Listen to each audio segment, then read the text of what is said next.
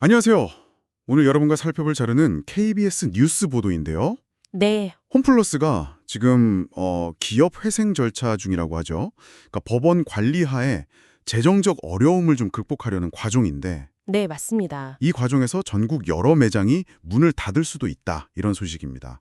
음, 특히 임대료 협상이 잘 안 된 곳들이 대상이라고 하는데 이게 뭐 그냥 마트 몇 개 없어지는 거 그 차원이 아닌 거죠. 그렇죠. 지역상권이나 뭐 쇼핑 약자 문제로까지 번질 수 있다. 이런 우려가 있어요. 이 내용 좀 자세히 파헤쳐 보죠. 네, 보내주신 KBS 보도를 보면 홈플러스의 잠재적인 연쇄 폐점 가능성하고 그 파급 효과 여기에 딱 초점을 맞추고 있더라고요. 네네. 단순히 뭐 기업 하나 어렵다 이런 문제를 넘어서 이게 뭐 천안이나 세종 같은 특정 지역 사회 그리고 주민들 삶에 어떤 실질적인 영향을 미치는지 구체적인 사례들이 나왔군요. 네, 구체적인 사례를 통해서 보여주고 있죠. 오늘 우리가 주목해야 할 지점이 바로 이 부분인 것 같습니다. 대형 유통 매장의 변화가 우리 생활이랑 지역 경제에 던지는 질문들이요. 보도를 보니까 천안에서는 무려 20년이나 된 매장을 포함해서 두 곳이 동시에 폐점 위기라고요? 네, 그렇습니다. 두 곳이나요? 심지어 두 매장 거리가 4km밖에 안 된다고요. 야, 이거 사실이라면 지역 주민들로서는 정말 충격이 클 것 같은데요. 네, 영상 인터뷰 보니까요. 주민들 걱정이 이만저만이 아니더라고요. 실제 반응이 좀 어떻던가요? 당장의 불편함은 물론이고 이게 장기적으로 상권 자체가 위축되고 뭐 주변 집값까지 떨어질까 봐. 아, 집값 해고시나요? 네. 그런데 여기에 홈플러스 두 곳마저 사라진다. 이러면 뭐 지역상권 침체는 불보듯 뻔하다. 이런 불안감이 큰 거죠. 이미 세 곳이나 문을 닫았는데 두 곳이 더 사라질 위기라니 정말 심각하게 들리네요. 혹시 이런 폐점이 상권에 미치는 영향, 뭐 구체적인 데이터 같은 것도 있었나요? 아, 네. 그게 또 흥미로운 지점인데요.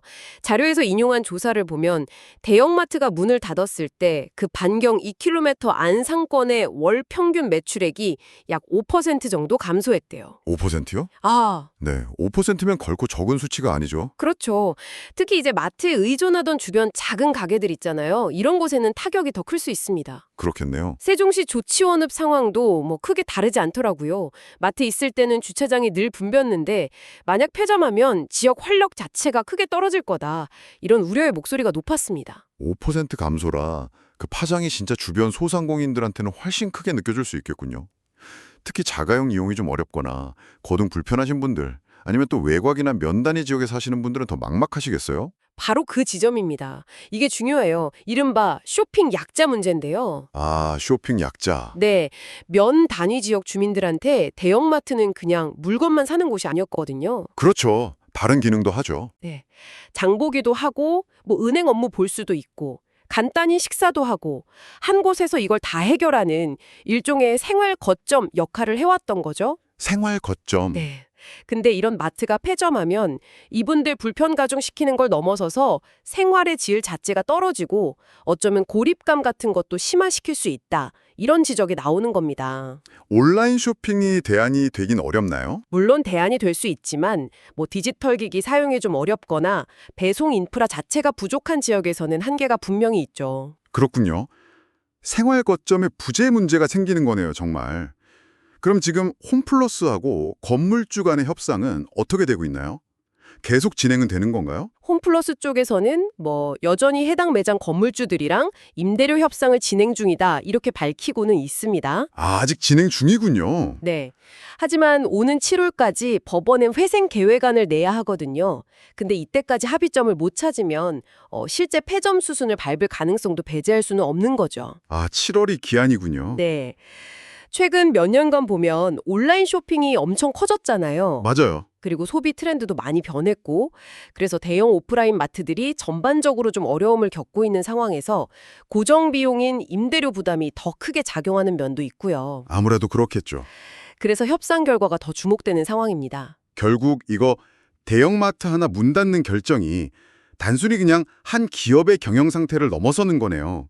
지역 경제 활력이나 주민들의 일상적인 편의, 더 나아가서는 쇼핑 환경에서 좀 소외될 수 있는 이웃들 문제까지 연쇄적으로 영향을 미치는 복합적인 사안이다. 이 말씀이시죠? 그렇습니다.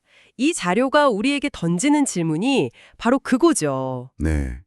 대형 유통기업의 어떤 전략 변화나 경영상의 어려움이 지역사회의 어떤 필수적인 인프라, 그리고 주민들의 삶의 질에 어떤 파장을 일으키는가. 그리고 그 과정에서 생기는 쇼핑 약자 같은 새로운 사회적 문제에 대해서 우리는 그럼 어떻게 대응해야 하는가? 이런 질문이요. 단순히 효율성이나 수익성만 볼 게 아니군요. 네, 그런 것 외에 다른 가치들도 함께 좀 고민해야 할 시점이다. 이런 메시지를 읽을 수 있습니다. 오늘 저희가 함께 살펴본 내용을 토대로요. 여러분 주변의 대형 상점들이 단순히 물건 파는 곳, 그 이상의 어떤 의미를 갖고 있는지, 그리고 만약 그곳이 사라진다면 나의 일상과 우리 동네는 어떻게 달라질지 한 번쯤 생각해 보시는 것도 좋을 것 같습니다.